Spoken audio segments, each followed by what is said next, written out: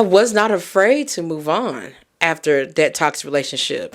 I was not afraid to love again. I was not afraid to try love again. I was I just knew that I couldn't try love the same way that I had tried it before. Excuse me, can I please talk to you for a minute?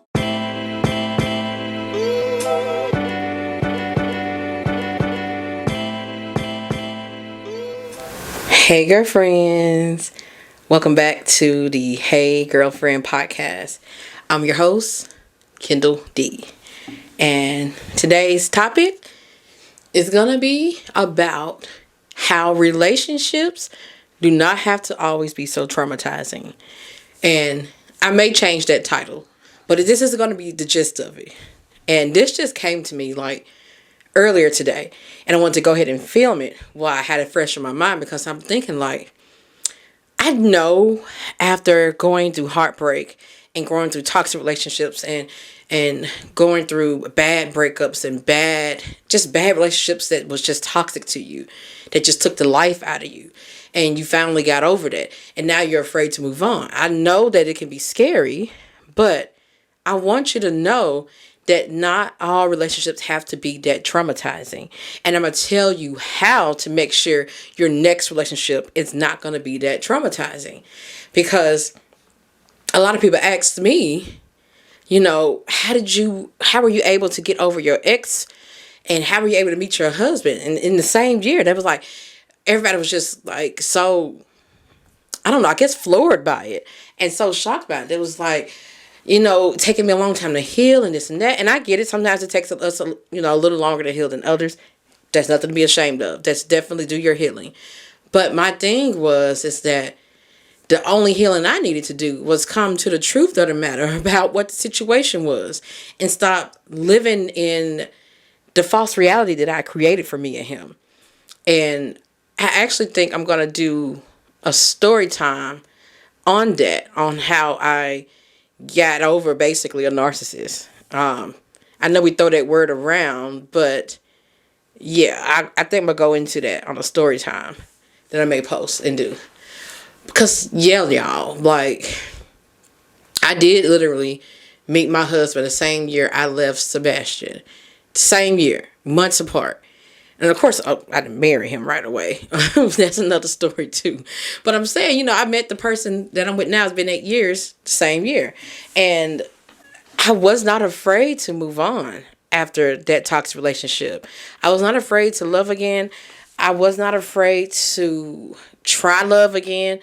I just knew that I couldn't try love the same way that I had tried it before. And so, without further ado, I got a list that we're going to go down. What is it? 1, 2, 3, 4, 5 things on this list that I'm going to talk about to tell you how your next relationship won't be as traumatizing. Because sometimes people are afraid of breakups and afraid of endings, afraid it's going to be so traumatizing and all of that. There's a way for it to not hurt so bad if and when it does have to end. So, number one. The number one thing that you can do to make sure your next relationship is not as traumatizing is stop trying to earn love and stop trying to... Does that go along with my people pleasing? No, that's the next thing. But yeah, your next relationship doesn't have to be as traumatizing if you don't go in with the mindset that you have to earn love. When you go in the mindset that you have to earn love from this person, you are basically not only overplaying your position, you're basically not only doing the most, but you are chipping away at who you are. And you're more so letting them fall in love with how you love instead of actually you. And so I know it's hard to fathom that you can be loved for just who you are, that you can show up and don't have to jump over a hurdle, and don't have to meet some type of metric, and don't have to do anything for this person to come in and just want to treat you well and love you. I know that's hard to imagine, especially if you're like me. I had an upbringing similar to mine, to where we never really had our feelings discussed in my household growing up. we never really talked about feelings. There was never many I love yous. There was never many hugs. There was never many, there wasn't very much of just embracing and validation and admiration for just being me. It was more so about me making sure that I did what I was supposed to do in the house. And I felt like the only way that my mom would be pleased with us is if we took the initiative. That's what she used to say. Take the initiative to just clean up without having to ask. And just do things without her having to ask. If the house was clean when she got home, she was pleased. Things like that. It was never like hugging you like, I love you. It was never even an appreciation for what we did. It was just like, you better do it. And so, like, I have forgiven my mother for that, because I believe she just raised us the best way that she could because of how she was raised. It seems her upbringing was very much so the same way. And so maybe she didn't know how to give us that love, or how to just love us for being born. Like, I remember growing up thinking to myself, like, I feel like that my mom just had me so that she can have a live-in maid. That's what I used to say. While I was mad and crying and cleaning up because she done yelled at me about something that I may have forgotten to do, I'm crying to myself thinking, like, all she cares about is the house being clean. Does she even care about me? A kid, I used to think that. Like, damn, did she just have me so that we can clean up the house? Like, what is she doing? I guess her mind said, I go to work all day, you should be cleaning. And I get kids are supposed to have chores, but there's a better way to implement that, instead of making that child feel like they're worthless and that they're only worth of what they can do. And so if you had a similar upbringing, it may not be quite exactly like that, but if you felt like in your upbringing you were never really loved for just being born, and you never loved for just being a child, you never had your emotions taken care of, you never had anyone to tend to your emotions or care about you, you never felt that you could go to your mom or your dad about how you were feeling and discuss things, and you never had a hug hardly, or I love yous. And if you didn't really have that, or if maybe you did have, and then it was like stripped away from you because of something may have happened with your mom or your household, your mom could have passed, things like that, anything that could have stopped it abruptly, and now you were forced to live a different way with maybe some people, some caregivers that weren't quite the same but didn't know how to love you. It's the same thing. You didn't really have that nurturing that you needed. And so now that you have that mindset as a kid that, I see that I am loved when I am doing something. I am loved when I do what my mom tells me to do. Like, you see that that's what love is. And so now that you get older, you're like, okay, let me find someone that I can show them how I can love them. Let me find someone that I can do something for. Let me earn this love. And that's how you get caught up with those toxic men, those narcissistic men, those men that just want to take advantage of you. That's how you get caught up with that, because they basically present to you so they present to you how your parents were, is what I'm trying to say. So what I mean by that is that your ex, not your ex, or whoever you're dating, it could be your ex, it could be someone you're dating now, but they come to you basically knowing, and maybe they can sense it, that you don't really feel confident in who you are, and that you don't really have the self-esteem. And so they can kind of pick up on that, I believe.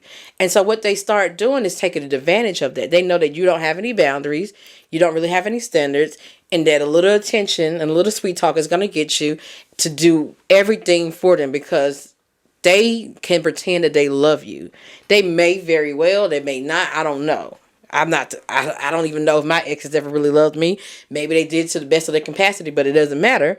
What I'm saying is that they know how to come along doing that. And so, since they know that you are the type that feels love is earned, they're going to make sure you earn every bit of it. Ask you to do everything for them. So, you don't have to have a traumatizing relationship if you just let go of that mindset that you have to earn love. If anyone comes along trying to make you feel like that their love has to be only earned from you, or that you have to jump through hoops, or that you have to prove yourself, if you feel for a minute with anyone that you're dating or getting to know, that you have to some kind of way prove yourself, or they making you feel anxious like you have to prove yourself or do what they say. They're not making you feel comfortable and at ease, and they're not acting like they're delighted in just who you are and like who you are, but instead they're giving you like these little metrics and things to meet. Like, for example, they can be like,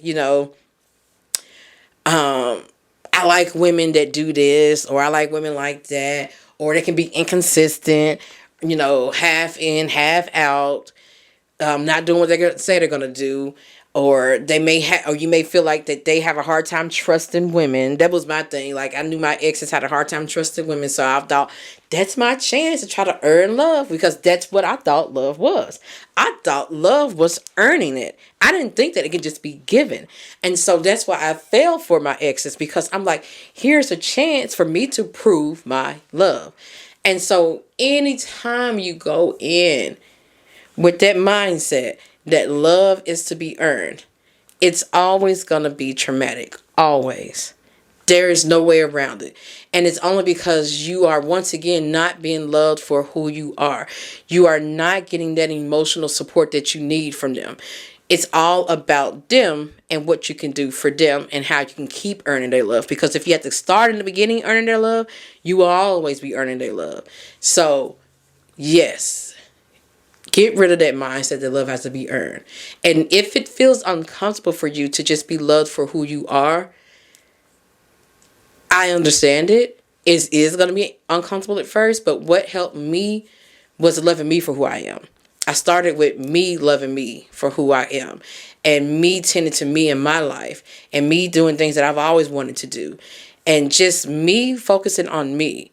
And that made me realize a lot of things about me, like, okay, you know what? I'm a pretty good person. I look good. I got this going on for myself.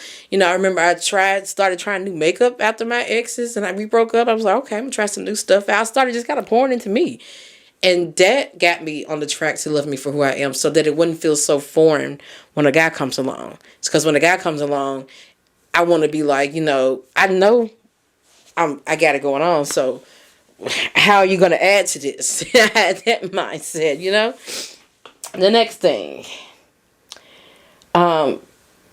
your relationship will always be traumatizing if you suppress your boundaries and standards. Always. Always, always, always. And if you suppress your needs, that's what I'm trying to say.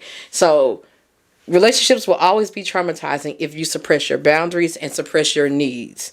When I say suppress, I mean that you feel like that in the space that you're in, you have to either walk on eggshells, or that you can't really speak up for how you feel or what you need. You can't speak up about things, or you can't say no, or you can't set a boundary. You have to always do what your partner wants you to do. And so if you are in a space like that and you feel uncomfortable with setting boundaries, that is traumatizing, because it's like you're giving so much and doing so much, and it's still not enough. And so not only is it traumatizing, but it's you losing a piece of yourself each time. The longer that you're in there, you're losing yourself more and more. And it's because you're trying to please them. And so my relationships were traumatizing because I didn't really know boundaries. I was afraid to say no. I was afraid that if I said no, or afraid if I didn't go along with what they wanted, that they were going to leave me. And I hated that feeling. I hated that feeling of like, because I want to go do this, that now you're going to be mad at me. And now you're going to threaten to leave me. And the new me would have been like, okay, bye. But the old me, I thought that was the end of the world, that someone that liked me, and now I'm not doing what they want me to do, and now they hate me. And so that was manipulative, to say the least, and hard. Like, if y'all read Toxic X Chronicles John, do you remember like a particular scene in there? It was towards the beginning when I was seeing John like every weekend. That was like our thing. We was getting to know each other, seeing each other every weekend for like a while. And then the one weekend that my friends wanted me to come hang out with them and go out with them, he had a goddamn fit. Was like wanting to leave the relationship, saying he gonna get rid of me, and just had a fit. And I remember being so confused around it. Like, why is this man so mad at me when we've literally hung out not only on the weekends, but sometimes through the week because we work together. And I was just so confused. And I remember being scared to tell my friends I want to hang out with them because they were like, we ain't seen you. We want to see our friend. It's our weekend. And I remember like, okay, I'm going to I really want to go. And I remember telling my ex, John, at the time, that I really want to go with my friends and I don't want to hang out or go out. And he had a fit. Called me, was pissed, and just traumatizing because I could not set a boundary with him. I could not live my own life. My life had to be all about him. And it's really their fear of abandonment. A lot of men are not going to admit that they have a fear of being left or abandoned, but that's really where it came from. But I remember I still went out with my friends, and I was, because I'm like, I'm not doing anything wrong. I just have to talk to him later. And I really wanted to see my friends. And so I just went ahead and went with them anyway. I remember telling him like, hey, you can come downtown too. Even trying to invite him, trying to ease it, even though I should not have done that either. And he was like, nah, I don't want to go downtown. And I remember I went with my friends. He ended up showing up anyway, acting like everything was cool. But then later on, when I went to go see him, he was still pissed and talking about, I'm getting rid of you. And that broke me down because it's just to hear someone that once was so pleased with me and likes me so much to say, I'm getting rid of you. That is manipulative and hurtful. And like I said, the new me now, I want to be like, well, if this is a problem, then bye. You got to go. You see what I'm saying? You see how that mindset, just that right there, can make sure that you never have a traumatizing relationship again. I'm not saying that you can't get hurt and you can't have a breakup, but it doesn't have to be a traumatizing breakup. It doesn't have to traumatize you to where you have to take years and years to heal. It doesn't have to be that bad of an ending. Not all endings will be that bad. But if you do that in the relationship, you find yourself having to put up your boundaries and not put up your boundaries, having yourself have to suppress your boundaries, suppress your needs and what you need in a relationship. If you feel like you have to do all that, it's traumatizing. It's going to end traumatically for you each and every time. The next thing, you got to stop people pleasing. Like, if you people please, you can people please in a relationship too. But if that kind of goes along with the boundaries and suppressing your needs as well. But if you find yourself getting in a relationship and being, I guess, a pick-me, if you will, or being like that people pleaser type of woman, then it's going to end traumatically for you every time, because pick-me's and women that are people pleasers, and this is no shame in that. I don't like to use pick-me as something to shame a woman. I just want to make that disclaimer. But if you are a woman that you know that you may have a little bit of pick me going on, or you may have some people pleasing tendencies going on, and then you get into this relationship, you may genuinely love that person and want to be with them, but there's a part of you that's trying to sell yourself and win them over. And to like basically win them. And so then in the end, when it does end and you find out that all you sacrificed and all you've done was not enough and you're leaving with nothing, that's traumatizing. It's traumatizing because you came in basically and put yourself up and put what you need up and said, none of that matters anymore. Like, who I am as a person don't matter. I'm now solely this person, and I got to make sure they want me all the time, and that they want to be here, and that I can keep them, and that I can please them. And so it's like you're now self-sacrificing. And when you're self-sacrificing and you're in that relationship and then it ends, that is traumatizing. I remember watching my ex. I say this all the time because it's literally how it went. But when my ex Sebastian left and he had that other girl with him, I remember looking at that like he just riding off to the sunset. Like I ain't do nothing for him. Like I ain't sacrificed all this shit for him. Like I wasn't doing the most to get him to act right, get him to stay with me, get him to choose me. I did it all. And here he is riding to the sunset with some other lady. I was going to say another word, but I said was going to say another word, but I am healed now, and I don't want to call that girl that name, the B name that rhymes with itch, because it ain't like that. I may have said that in my books if you read it. I'm writing, that out, calling them that. But that's because that was the mindset I was in at the time, because I'm fighting over a man for, with you. So now that I'm older and look back on it, no, she wasn't. He was. And then we stop.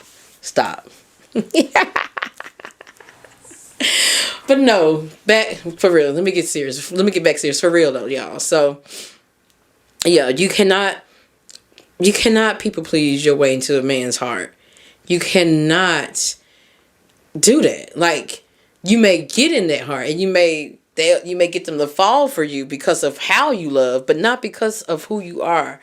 And I want you to know that if you have to people please for someone to love you and to want to be with you, that's not someone you want to be with. And it may be hard to set a boundary. It may be hard to not people please because you may be anxious about it. But think about it. It's the people that you have around you that's causing you to be that way. It's the type of man that you're going for that's causing you to be that way. Not all men are going to want you to do that. Not all men want you to be a pygmy. Not all men need you to be a people pleaser. Not all men want you to not have any boundaries. And if you are in that situation, you feel like that, that's not a good space for you. They're just not a good man for you. And I want you to realize that you don't have to do that in order to be loved. You don't. It may be hard to realize that because that's how you've always been loved. That's how you've known love to be. But you have to consider that there are a lot of other people out there in the world that are not like that. That don't love that way. That know what real love is and know what it consists of. That know what healthy love is and can love you in a good, healthy way. There are people that can love you in that way. And something that I always have said is that my husband actually has loved me in the most healthiest way that my own parents did growing up. Like, now I'm close to my mom. We get along fine. And it's a very good relationship. I love her. We even say I love you and stuff now. It's different now. But I'm saying growing up, he is able to love me in ways that they couldn't. And I'll be honest, I didn't know what healthy love was. I just knew what it wasn't anymore. I knew what I wasn't going to do anymore. And I knew that it wasn't worth it in the end. Because I tried it twice that way. People pleasing. No boundaries. No standards. Trying to love them into loving me. Trying to earn love. I knew what I got when I did it that way twice. Back to back. And so I'm like, I can't do it that way again. And it used to be because I would fall for their looks or fall for their attention, fall for them liking me. I stopped falling for men over that. And I knew I wanted something different. I didn't know what healthy love really looked like because I never had it. But I knew what it wasn't. And so when I met my husband, he was just always intentional, always consistent. And he literally loves me for me. Whether I'm made up, dressed up, not. Loves me for me. Whether I'm able to cook that day, still loves me. If I say I don't feel like doing it, I don't feel like cooking, babe, or I don't feel like folding up my clothes right now, I'm not getting yelled at, like my parents did. It's okay. He's like, okay, babe, I got you. And he just loves me for me, not what I can do for him. And it feels good. And you can have that, I promise you, but you got to stop settling for what you think you can get and how you think love is. Sometimes you got to revisit what love really is and realize that it's not what you probably have been taught that it is. And so, and I say this lightly because I don't ever see, it's not like I'm planning that my marriage is going to fail and that we're going to divorce or nothing like that. I mean, stuff happens, shit happens, I get it. But I can tell you now that this ending won't be traumatic at all. If it does end. Because I'm just thinking to myself, like, I've gained so much here. I'm not losing myself in this marriage. And I'm gaining. Every year, it's growing more and more. And shit, every day our love grows, I feel like. It's just, because it's the little things he does that reminds me, like, this is a very good space. So it grows and grows and grows, and it's still growing.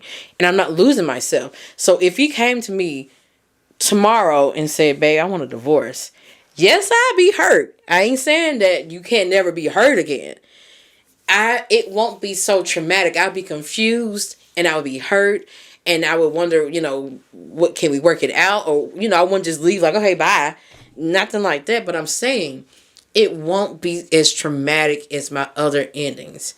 It would be basically me understanding that we're not compatible anymore for whatever reason he wants to end it. And it's just, we grew our separate ways or whatnot. It would take me, of course, to heal from it, but it won't be like it was before. I know it won't. I'm not even afraid of that because I'm like, it's not going to be traumatic for me. I'm not going to be that broken again because I'm not allowing myself to get that broken. And it's because the relationship is good. I'm not losing myself here. You see what I'm saying? Next thing on the list. This is my favorite one. Your relationship will not be so traumatizing if you know how to get in and get the fuck out. You got to know how to get in and get out when it's time. I'm not saying that you have to be the type to be like savage and just end it at the drop of a dime. But I'm saying, even if it's a good space, a good relationship, don't be in there just because, they're a good person. That's also losing yourself because you're not fully happy. You don't feel like that's your husband. You don't feel like that's who you actually want to be with. It's good. He's not a bad guy, but you don't feel like it's really it. Get in, get out. Don't sit around waiting and waiting thinking it's going to change or your feelings are going to change. Same if it's a bad relationship or if you feel like you're seeing signs that they're not trying to change. You're seeing signs that you're seeing the patterns. You're seeing that their behavior doesn't align with what you want. You're feeling mistreated. Get in, get out. It's okay to try love. It is okay to try love with anyone. It is okay to even say if you feel like you may have been loved bombed. Sometimes a love bomb can be very covert. You may not really realize that's what's happening because they're being so nice to you. That's fine and all. It's okay to try with someone that's being nice to you, consistent with you in the beginning. But then when you slowly start to notice that things are changing, you're not really feeling it anymore. Get in, get out. Don't stay in there prolonging it. I'm telling you, relationships are supposed to grow. If you feel like it's not growing and you feel like that it's just going downhill or it's just like this and you feel like you're not on the same page, you feel unhappy most of the time, get in, get out. Don't sit around waiting and just like, okay, I'm in here going with the motions. You deserve more than that, and so does that other person. Like, find who's for you that you can, feel completely yourself with. Get in, get out. Because it was some guys that I talked to before I met my husband. We were never in a relationship, but I talked to these guys, and it was some that I wish we could have kept talking because I liked them a lot, but I realized it had to end. And then there were a few that I felt like I liked, and there were good guys, but they weren't good for me.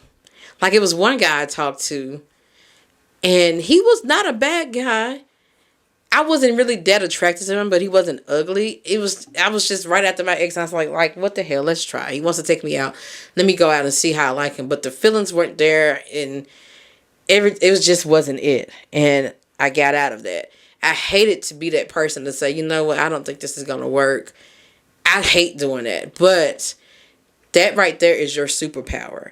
I want you to know that you can try with anyone, but you also have the ability to tell whoever you're trying with, whatever man you're trying with, that, hey, you're nice and all, but this is not going to work. Get in, get out. Don't prolong it. If you know that it ain't going nowhere, you know that's not your person, in and out. And I'm saying that because I want you to know, try with anyone, because you never know what can happen. Try with anyone. Don't be that type to where you have to be very specific and calculated with who you try. I'm not saying just give just any old body a chance. I'm saying if they seem half decent, try. That's how I met my husband. I didn't think I was going to like him, but I just tried. And I had the mindset that I can get in and get out. If I don't like him, I got to see him again. I don't got to date him again. I don't got to ever talk to this man again. But I'm going to try just to see. And the rest is history. And so my next final thing is, don't try to change your partner. Don't try. Relationships are always going to be traumatizing if you find yourself in a relationship with someone that you feel like you have to change, someone that you can't fully accept or can't fully love for who they are. I always get like a lot of backlash when I say this, but I feel it's true. Love is unconditional. Romantic love can be unconditional. Now, it's not unconditional in the sense that, oh, that you should stick around tolerating anything and everything. That's not what I mean. I mean unconditional is that you are able to be with someone who makes decisions you like. You are with someone that you can accept for who they are. You are with someone that you can fully love for who they are and fully love unconditionally because their conditions, the condition that they're in, is not hurting you. That's what I mean by that. Love can be unconditional in a romantic partnership. If you feel like you cannot love that person unconditionally, that's not your person. That is not your person. If you feel like you got to change them or tweak them a little bit, it's not your person. Now, I'm not saying that men can't change in relationships and that women can't change in relationships. I'm not saying that that can't happen because my husband and I have both changed in this relationship. But it wasn't because either of us forced each other to change or wanted us to change. We got together and realized that, once we brought, us together, our backgrounds, our different upbringings, all that together, and different probably traumas we didn't know we had came up, and we realized all that coming to the surface. We're like, whoa. It's not literally what we did, but I'm saying, you see your true self in a relationship. Like there's a mirror that's going to be held up. And a lot of stuff came up for both of us in the beginning. And we changed on our own because we realized we want to be together. We love each other and we realized that this is a problem. I need to work on it. So that's a different kind of change. He didn't force me to change. He didn't have to ask me to change. I did it on my own because I didn't like the person that was coming up that was looking in the mirror. And I really loved him and I wanted it to work. So I did my own change and the same with him. I didn't have to put my foot on his neck and tell him to change or beg and plead with him to change and tell him that he's hurting me. You need to change. None of that. It was none of that. And I remember that I told him about, I'm not going to get personal about his stuff. Mine, I will. But there was some things, it's nothing big. It was never anything really crazy. But it was like some small things that I felt like he had to change. And I remember I brought it to his attention. And I said that, if this is something that's going to continue, I can't be in this space with you. I can't be with you. And I said, I'm not trying to make you change. I'm just letting you know that what I saw, I'm uncomfortable with. And I'm not happy with that. And I won't be able to be here. I can't tolerate that again. And I only had to say something about that one time. That thing one time. 8 years we've been together. Never, ever, ever had a problem with it again.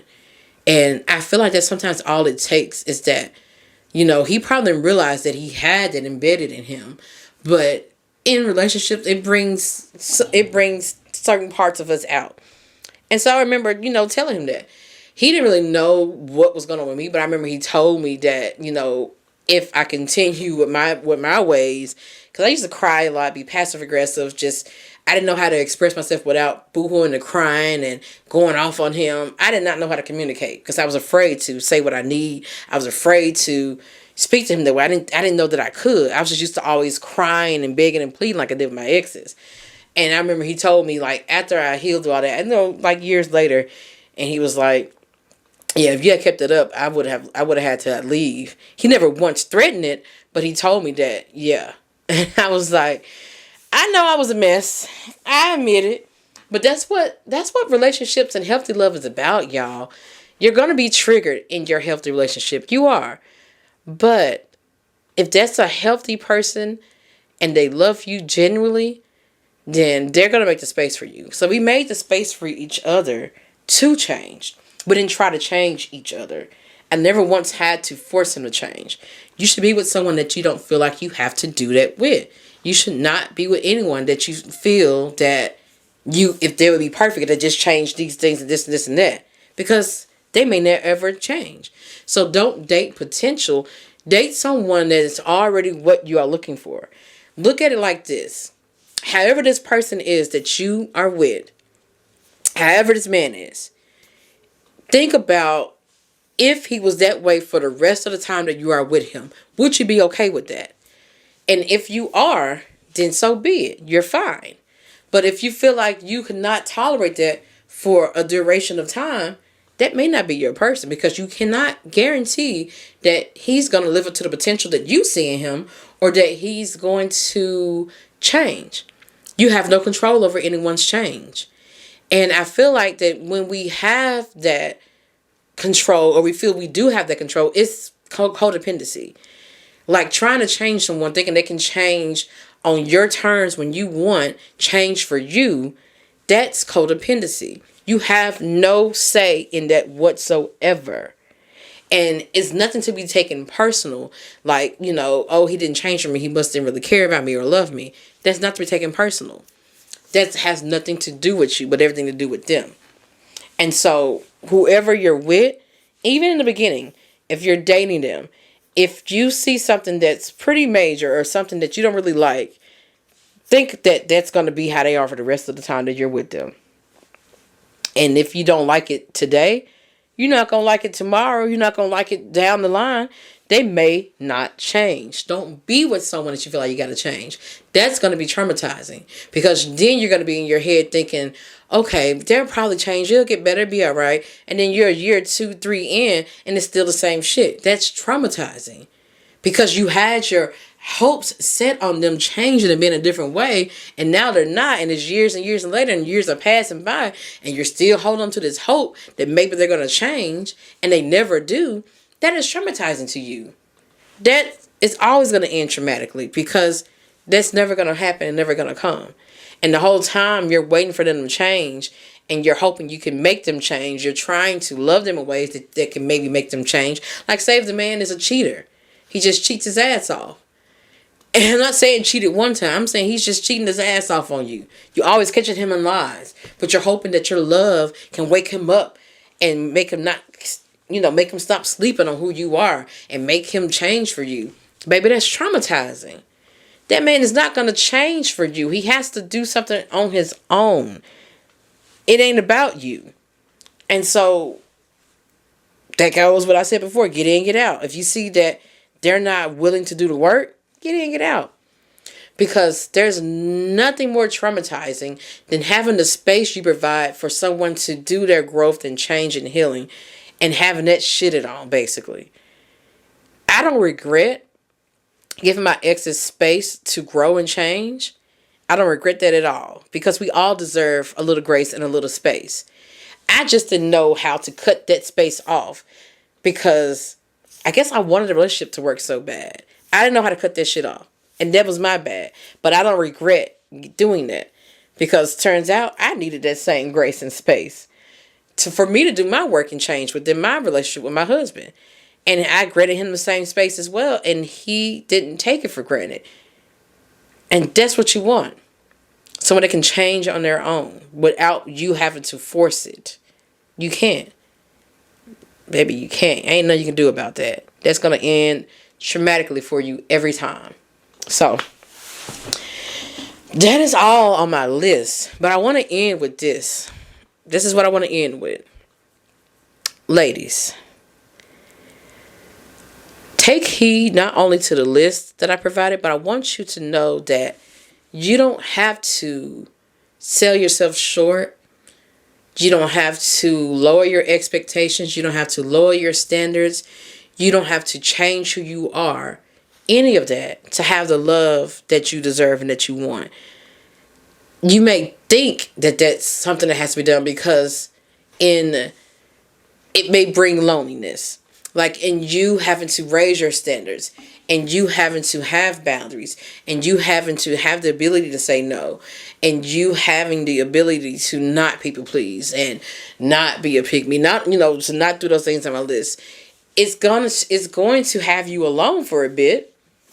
So you may think, maybe I should, I have to do this and I have to change in order to have love. And plus, that's what you may be used to love being like. But you don't have to do that. You do not. I promise you that there is someone that can love you for real in a healthy way. Wait for that kind of love. Don't shortchange yourself. You don't deserve that. And so know that, yes, there may be a bit of a long time while you're waiting. I'm sorry to say, there may be. And your person may not come right away because now you've raised your standards and you're not just settling for anything, you know? But I want you to know that it's worth holding out for the right one. It's worth it. Because being with the right one can really enhance your life. And being with the wrong one can just bring you down. Like bring you all the way down. It can even cause you to have health issues and stress, added stress and depression that you don't need. Can shorten your lifespan. I read an article the other day that said any type, like people that have been in traumatic relationships has a higher chance of getting older and having dementia and Alzheimer's because of the brain trauma that you've gone through. Like, do you know that if you continue that way, that it can shorten your life? Like, it's that serious that you pick the right person and that you take your time. And so, when you think of it like that, being alone don't sound so bad. And if it means that it's either be alone or be in a bad relationship, be alone until you meet the right one, until it's healthy, until it's good for you, until it enhances your life. It's worth it. I'm telling you. And it's going to be okay. It's going to be okay. You don't have to settle. But as always, you can check out my website, I'veBeenThatGirl.net, for books that I have out. Toxic X Chronicles John is out, been out, working on the second one. I got a quote book. I'm working on another quote book too. And I got a journal on it. That journal is really helpful. Really, really helpful with you doing the work, I guess, to get over that breakup. And I pose a lot of questions in there to help you think about your past and your relationship and getting back to you. It's called Getting Over Him and Back to You. So check that out as well. I also do coaching. That's available. I'veBeenThatGirl.net. Everything's there. But that's all I got for this podcast episode, girlfriends. Until the next one. Peace out.